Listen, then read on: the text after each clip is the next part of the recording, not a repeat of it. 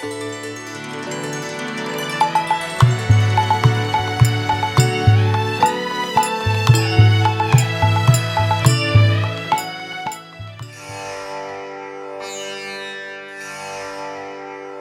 आज इस मनमोहक वन भंडारी वन में परिक्रमा शुरू करते हैं।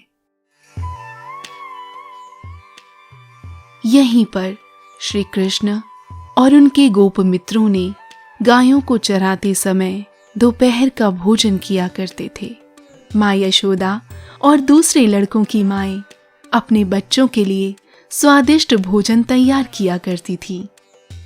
भंडारी वन को गोचरण लीला स्थल के रूप में वर्णित किया जाता है, क्योंकि कृष्ण, बलराम और उनके चरवाहे मित्र अपनी गायों को इन हरे भरे चरागाहों में चरने के लिए लाते थे। एक मंदिर है जो भगवान बलराम को समर्पित है, जिन्होंने कृष्ण और यहाँ के चरवाहे लड़कों के साथ कई अद्भुत लीलाओं का आनंद लिया। कृष्ण पर अपने गहन ध्यान के कारण बलराम अपने मूल गोरे रंग के बजाय यहाँ काला दिखाई देते हैं।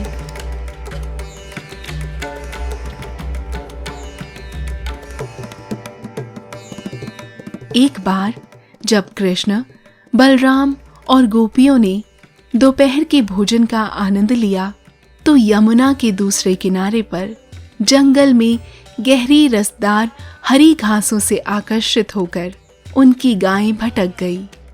जब लड़कों को पता चला कि उनकी गायें कहीं नहीं है, तो वे उनमें से हर एक को नाम से पुकारते हुए उनकी तलाश में चले गए।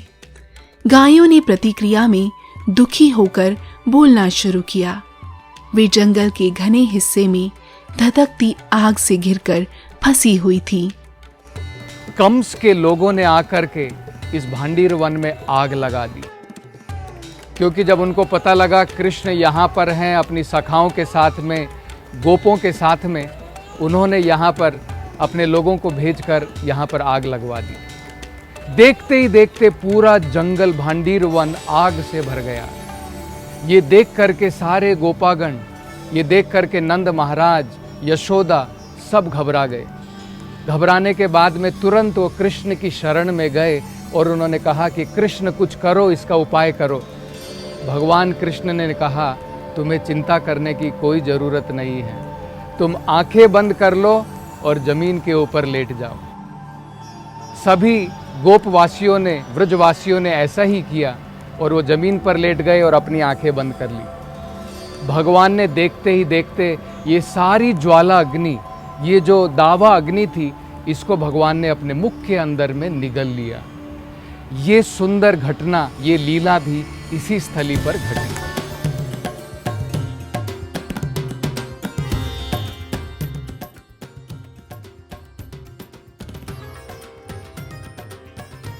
भांडीर वन भगवान राधा और कृष्ण उनके गांधर्व विवाह के लिए भी प्रसिद्ध है।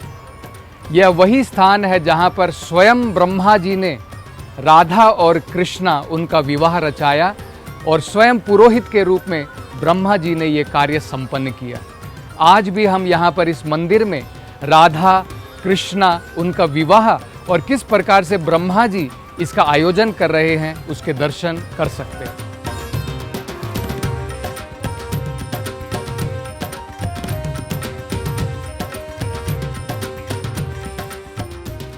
भगवान कृष्ण और श्रीमती राधा रानी का गांधर्व विवाह गर्ग संहिता में दर्ज है।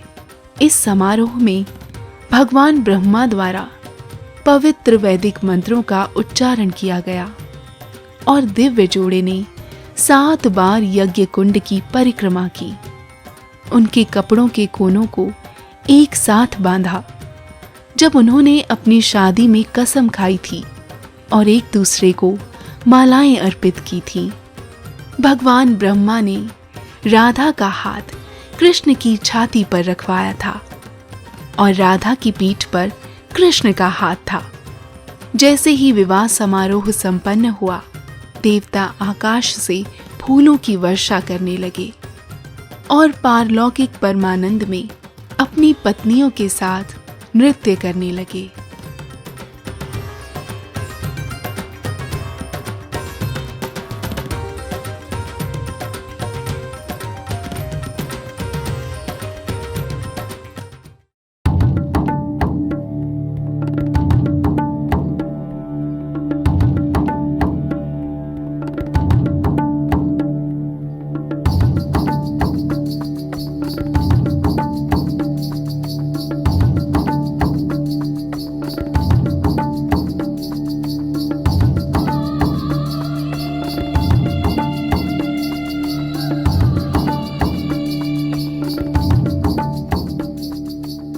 इस वंशी वट की इतनी महानता है। इन वृक्षों के नीचे भगवान कृष्ण अपने त्रिभंग रूप में जब बंसी बजाते थे, गोपियों के मन को हर लेते थे। भगवान की बंसी बजाने से यमुना नदी भी अपने प्रवाह को रोक करके रुक जाती थी। सारी गोपियां भगवान की तरफ आकर्षित होकर के इस स्थान पर आ जाती थी।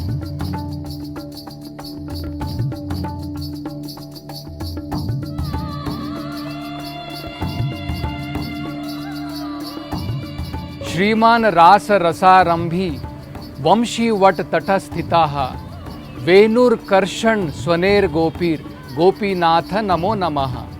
ऐसा बताया जाता है वंशी वट में इन्हीं वृक्षों के नीचे भगवान कृष्ण जब अपनी त्रिभंगा रूप में खड़े होते थे और अपनी बंसी बजाते थे, गोपीनाथ नमो नमः सभी गोपियों को अपनी तरफ यहाँ पर आकर्षित करते थे।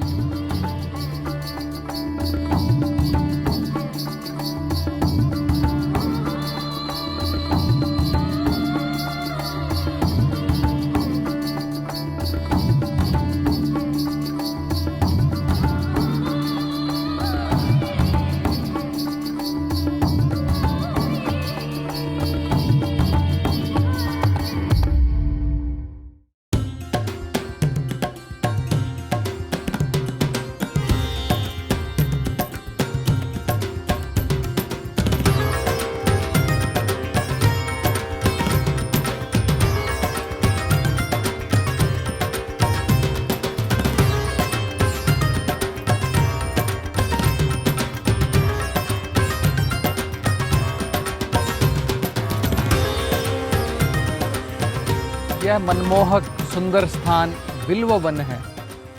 कहा जाता है कि लगभग 5000 साल पहले यहाँ पर असंख्य बिल्व वृक्ष हुआ करते थे। इन बिल्व वृक्षों की छांव के नीचे कृष्ण अपने सखाओं के साथ अनेकों प्रकार की क्रीड़ाएं करते थे।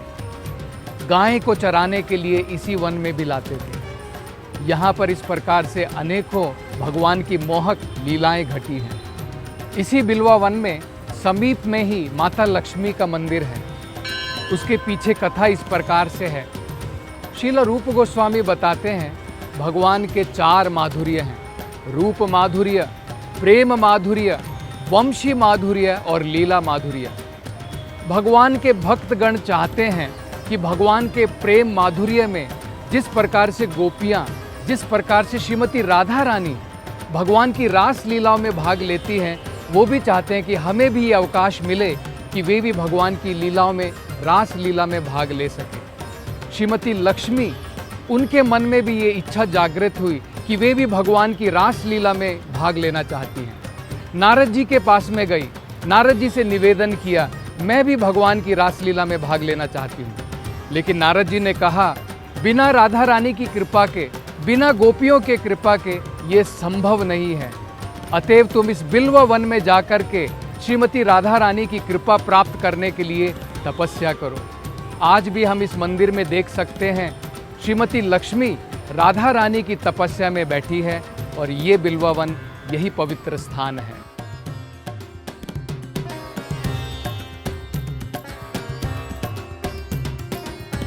श्रीमद् भागवत में नागपत्नी प्रार्थना करते हुए कहती हैं, तव अंग्री रेणुम स्पर्शदि कालः यद वांछया श्रीललना आचरति तपः। श्रीललना लक्ष्मी माता आचरति तपः, उन्होंने इस स्थान पर कठोर तपस्या की श्रीमती राधा रानी की कृपा प्राप्त करने के लिए।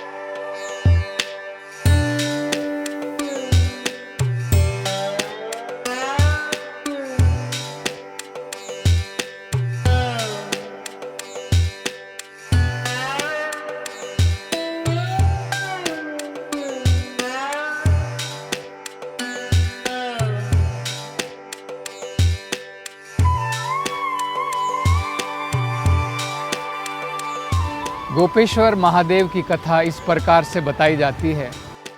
एक बार शिव भगवान वो चाहते थे कि मैं भी भगवान कृष्ण की रास लीला में भाग लूं, क्योंकि भगवान की प्रेम माधुर्य रास लीला अत्यंत महान है।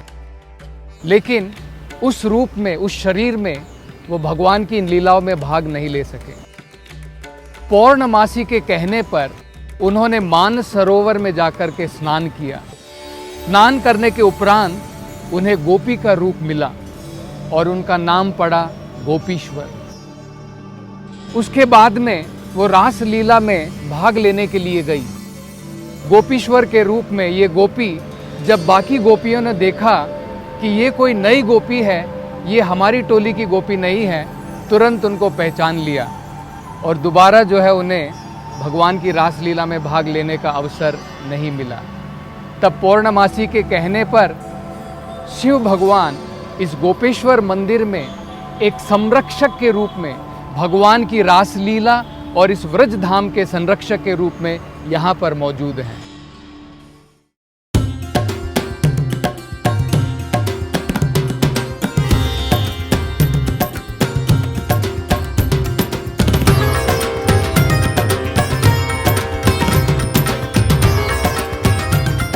मान सरोवर के एक किनारे पर श्रीमती राधा रानी का सुंदर मंदिर है।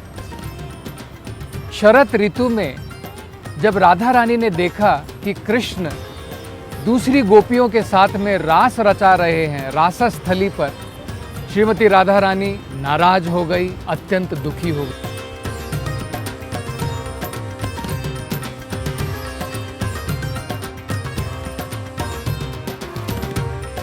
वो उस स्थान को छोड़ करके यमुना पार करके इस स्थान पर आई। इस स्थान पर बैठकर उन्होंने विलाप किया। उनकी आंखों से जो अश्रु बहे, उसी से ये मान सरोवर बना।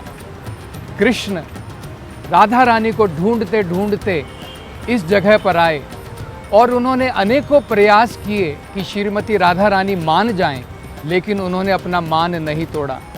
अंत में कृष्ण ने अपनी वेणु उनके चरणों पर टिका दी, अपना शीश झुका करके माफ़ी मांगी, तब जा कर के श्रीमती राधा रानी ने अपना मान तोड़ा।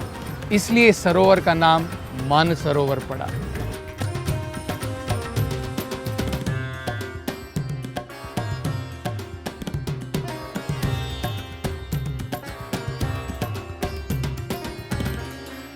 Hare Krishna. Subscribe to our channel and press the bell icon to never miss any updates.